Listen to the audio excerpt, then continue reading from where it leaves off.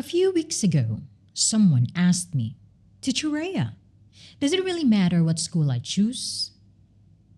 And honestly, that's a question I've been asked many times, not only as a teacher, but also as a mother and even as a student myself. So today, let's talk about whether choosing a better school really matters. Many people, even professionals, believe that the name of the school does not really matter. For them, as long as you finish your education and earn a diploma, that's enough. And while there is some truth to that, I don't believe that's the whole story. Let me share a personal experience. When I was a university student working as a scholar, I was assigned to our human resources office. One of my responsibilities was helping screen applications from aspiring college professors. One thing I noticed was that academic performance was not the only factor being considered. The reputation of the university where applicants completed their studies also played a role. For highly competitive positions, graduates from well established institutions often received more attention during the initial screening. That experience taught me something important. Where you study may not determine your future, but it can influence the opportunities available to you. Then I became a mother. When my son was 4 years old, my husband and I had to decide whether to enroll him in an international school or in a Filipino school. Many friends told us, he's still young. Don't spend too much. He's only in preschool. And honestly, we tried that option, but it wasn't the right fit for him. Later, I realized something I now tell many parents. Early childhood education is not just preschool, it is one of the most important stages of education. Research consistently shows that during the first few years of life, children's brains develop rapidly.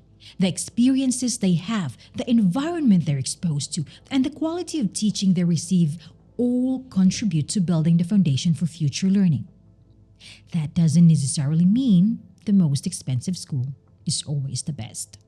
But it does mean that choosing a school simply because it's cheaper may not always be the best long term decision. Another experience happened when I decided to pursue my postgraduate certificate in education through the University of Essex in the United Kingdom. Again, people around me asked, why don't you just study in the Philippines? It's much cheaper. It's the same degree. Yes. On paper, both programs would give me a qualification. But education isn't only about the certificate you receive at the end. It's also about the quality of learning, the curriculum, the expectations, the teaching approaches, the international exposure, and the network you build throughout the journey. Those things stay with you long after graduation. Today, employers and universities often look beyond grades alone. They may consider your experiences, your skills, portfolio, communication abilities, internships, recommendations, and sometimes the reputation of accreditation of the institution where you studied. This does not mean that students from lesser known schools cannot succeed. Far from it. I've met brilliant people from schools that many have never even heard of. Success ultimately depends on the individual.